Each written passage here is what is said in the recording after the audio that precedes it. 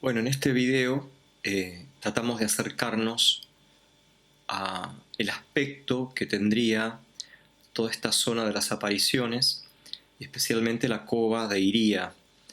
Cova de Iría no es cueva de Iría, sino que cova en portugués significa un bajo, una depresión. En esta misma foto se aprecia, puedes ver, como en la parte central donde está el Cristo, allí a la derecha de la capelina, hay una evidente bajada, una depresión.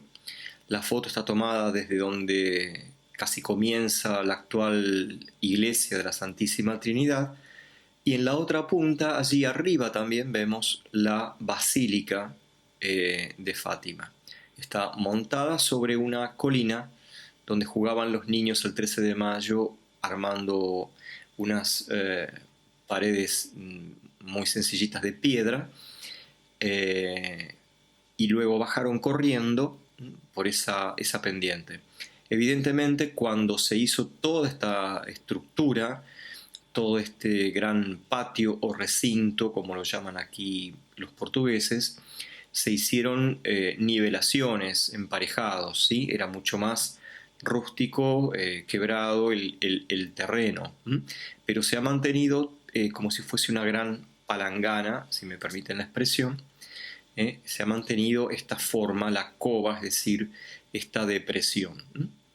Vemos aquí en primer plano, hay unos emparejados de arena, y estos son continuas mejoras que se hacen, renovación de diferentes aspectos. Pensemos, por ejemplo, que a la espalda de donde estamos observando nosotros se encuentra la iglesia de la Santísima Trinidad, que es una construcción de tamaño muy importante, a la cual también vamos a entrar para que la visites, para que la conozcas. Entonces, vamos a ver ahora unas imágenes muy sencillas que hemos hecho en su momento para el centenario, que después subiremos íntegras para que también puedas acercarte un poquito al mensaje. Y aquí los tres actores, las dos actrices y el pequeño actor, estos tres hermanitos portugueses de una familia aquí de Fátima, están actuando en un monte autóctono, un monte que pertenece al santuario, que ya te mostraremos luego unas vistas aéreas para ubicar dónde queda esta llamada zona verde. Donde están ahí, ves a los actores, está filmado en esos montes que se conservan tal cual eran en la época. Te pasamos también ahora dos fotografías de 1917, donde se aprecia claramente también lo que decíamos sobre la Cova de Iría como una depresión, como un bajo. Aquí ves la multitud que está el 13 de octubre con sus paraguas. Hay varias fotografías, un testimonio muy importante. Y se ve claramente dónde está el pueblo, hay varios desniveles, y a medida que vamos alejando la mirada, o sea, hacia el fondo, vemos esos bosques que van ascendiendo, van subiendo. La gente se ubicaba en estas pendientes, y se nota claramente cómo eran estos desniveles en la Cova de Iría. Vuelvo a repetir, todo eso ha sido, digamos, emparejado para que la depresión sea realmente muy, muy bien delineada, ¿no es cierto?, con rasgos regulares. Y la segunda foto es idea para lo mismo. Se ve claramente aquí cómo confluyen las líneas, bajan hasta un centro bien deprimido, un bajo, diríamos en la Argentina. Y así aproximadamente era la Cova de Iría. Ahora bien, nos dice Lucía en sus memorias que prácticamente ya desde la tercera, cuarta aparición, las multitudes crecientes, o sea, en cada 13 había más gente, hasta 70.000 en la última, entre los animales y las personas, bueno, iban un poco depredando el aspecto, consumiendo los árboles, todo lo que pudiera servir de alimento para los animales.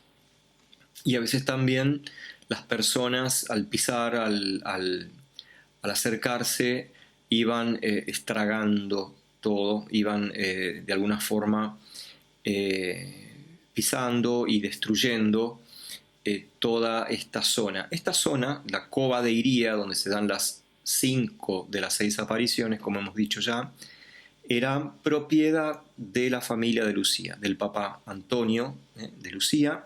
Eran estas propiedades. Allí en esas aldeas había gente necesitada. Lucía misma nos cuenta la caridad que tenía la mamá con pobres, que aparecían a veces niños, pero las familias, en su gran mayoría, todas tenían sus tierras y por lo tanto no eran lo que hoy llamaríamos pobres. Personas realmente a la deriva económicamente, sino que eran todos terratenientes, tenían repartidas esas tierras y nos dice Lucía que realmente su familia no era una familia pobre, tenía más propiedades que la Cova de Iría y de eso se sostenían, por supuesto, con un duro trabajo. Entonces, bien, aquí volvemos a la vista ya conocida, aérea del santuario, y sí te voy a mostrar algo, lo único que quedó, porque tal vez me preguntes, bueno, pero en la Cova de Iría, es decir, en donde está ahora este santuario, cuya planta estamos viendo, no quedó absolutamente nada. ¿Qué fue de la encina donde se apareció la Virgen? O podés tener esa cuestión. Bueno, te vamos a mostrar ahora cómo ha quedado solamente una cosa, un árbol, una encina que llamaban la encina grande. Aquí nos vamos acercando y ya te la estoy señalando para que la veas. Ese círculo verde es una verja que ahora vamos a ver en las imágenes, que alberga una encina de muy buen tamaño. Ya en la época era una encina bastante grande, ahora está por supuesto un poco más. Y decidieron conservarla porque también tiene un toque histórico. En esta encina descansaban los pastorcitos, por ejemplo en la segunda aparición, bajo de su tronco, a la sombra.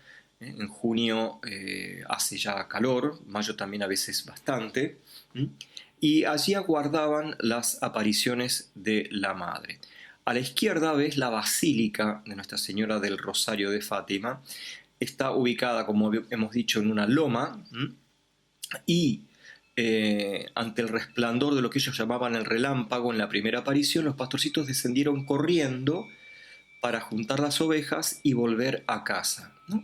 Más o menos a la altura también de la encina grande los sorprende ese segundo relámpago, es una luz en pleno día, por lo tanto no era un relámpago, y ahí se frenan y prácticamente se dan de bruces, se chocan con la pequeña encina donde la Virgen se les aparece, ¿sí? Recordemos, la pequeña encina estaba donde está ahora la imagen de la Virgen.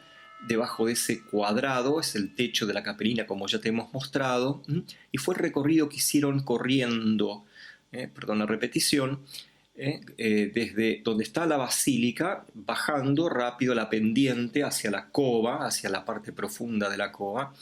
El segundo relámpago los sorprendió a la altura de la encina grande, del círculo verde que estamos viendo, y se encontraron de pronto, estamos hablando del 13 de mayo, con nuestra Madre, ¿sí?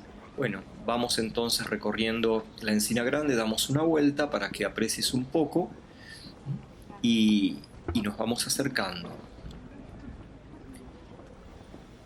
Aquí vemos todos estos pasadizos laterales que hay. A tu derecha aparece la capelina. Y aquí hay una inscripción colocada en la piedra que hace la estructura para albergar la encina grande. Y dice: encina grande, debajo de este árbol oraban los pastorcitos mientras esperaban a Nuestra Señora. La encina de las apariciones, es decir, el pequeño arbolito donde la Virgen se paró para las apariciones, se situaba en el lugar donde hoy se encuentra la pequeña columna de mármol donde está parada la imagen, en el alpendre de la capelina, es decir, el techo, el techado que cubre a la vieja capillita, ¿sí? Seguimos dando la vuelta entonces, y ahí estamos viendo lo único que se ha conservado de la época en la cobadería, en el santuario. La encina original donde la Virgen se posó, bien, de eso no quedó nada prácticamente en meses. La gente se iba llevando una reliquia para guardarla, para tenerla, para darle a sus familiares. Y hemos escuchado alguna vez que quedan debajo del pilar de la columna de mármol, quedan unos tocones de raíces de la vieja encina, pero por encima, por arriba, no se ve desde hace muchísimos años nada. Era un pequeño árbol, volvemos a repetir, más o menos dicen de 1 metro de altura. Bueno, pero vamos a tratar de ver imágenes actuales de cómo sería.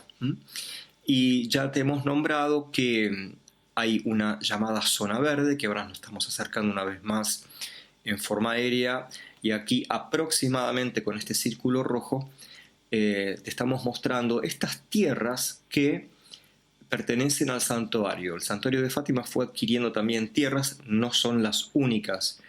Hay otros estacionamientos para los vehículos alrededor, que ahora no te voy a señalar, pero el círculo está marcando lo que llamamos propiamente la zona verde, que vamos a conocer por diferentes motivos. Dentro de la zona verde, por ejemplo, se encuentra prácticamente toda la aldea de Aljustrel, el caserío donde vivían los pastorcitos. Recordemos que Fátima, es decir, el pueblo de Fátima, quedaba a unos 2 kilómetros de la aldea de los pastorcitos. Está también detrás de la aldea de Aljustrel el lugar de la cuarta aparición de la Virgen, el 19 de agosto de 1917, porque no se dio un día 13, después contaremos algo. Está también dentro de esta zona verde el Via Crucis, que obsequiaron los católicos húngaros, obsequiaron a nuestra Madre unas hermosas estatuas y temas alusivos a la Vía Sacra, al Via Crucis y el Calvario también, que también vamos a intentar recorrer juntos en otro video, pero rezando el Via Crucis. Bien, entonces en esta zona verde lo que vamos a hacer es hacer unas tomas para que veas. Lo que vas a ver es el monte de encinas, de olivos, con esos rochedos, como dicen los portugueses, es decir, esos pedregales, esas rocas que emergen, las plantas naturales del monte, y vamos a escuchar también, junto con las imágenes, algo de sonido que hemos captado con el viento, el silbar del viento en los árboles, en las encinas, en los olivos, los pájaros, las chicharras o cigarras, para que nos acerquemos un poquito y nos sumerjamos en unos poquitos minutos en cómo sería hace 101 años esas tierras. Lo que vamos a ver son lugares por donde pasaron los pastorcitos, y hay plantas que evidentemente, olivos muy viejos, que estaban evidentemente en la época de las apariciones.